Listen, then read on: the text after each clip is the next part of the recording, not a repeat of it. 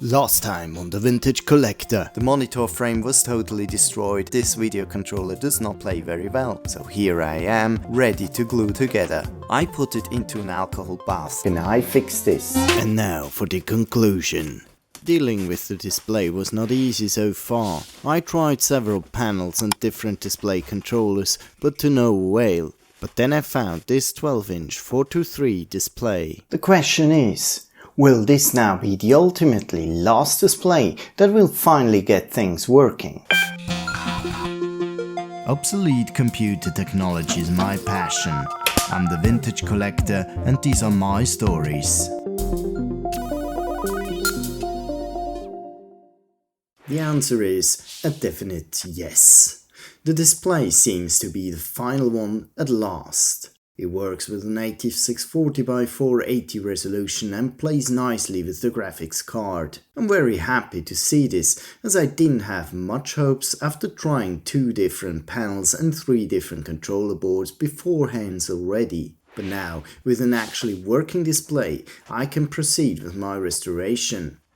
This unit comes with a built-in RS-232 touch panel, as displays like these were typically used for embedded applications such as medical equipment and ATMs. As I have no need for the touch panel, I'll be disassembling the display to remove the resistive touch panel and the controller board. The original front bezel must go as well, as there is not enough room to accommodate for it in the Presario's display frame.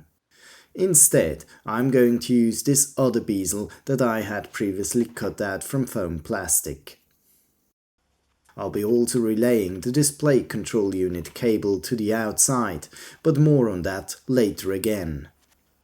Since the Presario's display frame has the curved lines of the original 12-inch CRT, I'm in the need for filling in the gaps.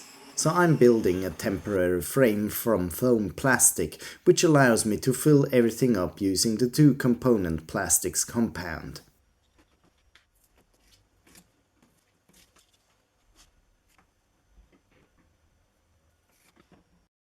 It doesn't look perfect yet, but this will all come eventually. This is not the first time I'm replacing a CRT with a TFT panel. I also have the successor to this machine, the Presario CDS524, where I had to retrofit the display panel as well. In retrospect, I should have done it there in the same way I'm doing it here for a much cleaner result. So now I'm gonna build a flat support structure onto which the display panel can rest. I'm using balsa wood here to build the basic shape. Then I'm using hot melt for the first temporary attachment to keep the wood pieces in place. I'll then add some 2-components plastics compound on top to fill everything up. Also, a learning from my previous experience was the display controls.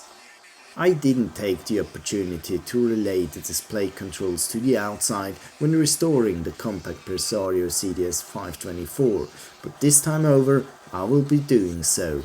The display has these top panel controls, which I'm removing from the case. I'm also gently removing the front face using a heat gun, so I can reuse it again.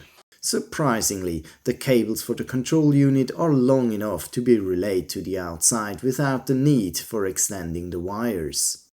I'm using the former RS-232 opening where I previously removed the touch panel connector from. There's a lot of dremeling and drilling going on in order to fit the control unit. I'm also fitting in some nuts in order to mount the PCB using screws. In order to secure the display, I had previously mounted these screws.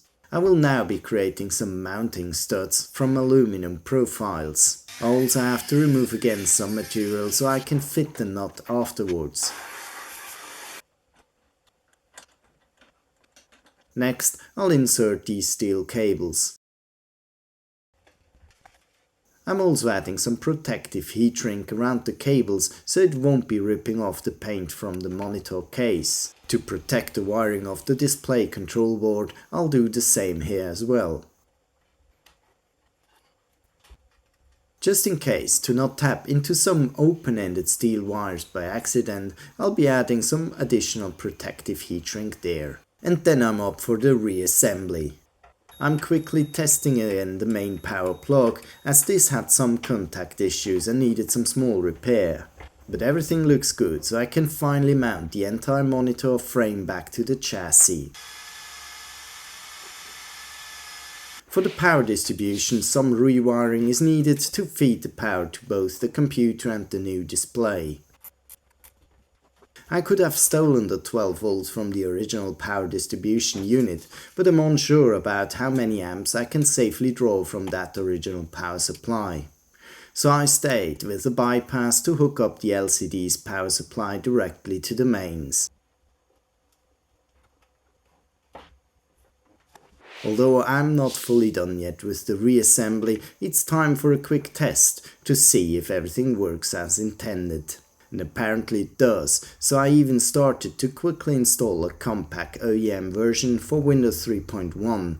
And apart from that, let's have a brief look if it runs Doom.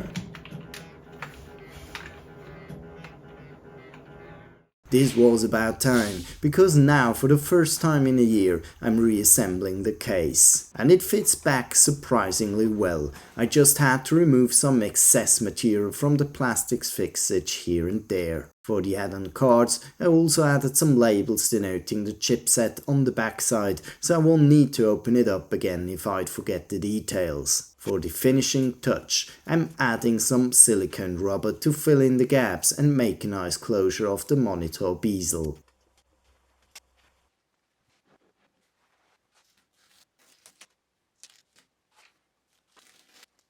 And finally, it's all nice and shiny again. Well, to be honest, not really nice and shiny, but just glued back together again and in functional state. I had some exchange with other people about whether I should sand it or apply new spray paint or not. But then again, it took me so many hours gluing everything back together, why should I hide it? For sure, someone more experienced than me would have done better, especially fixing those surface scars.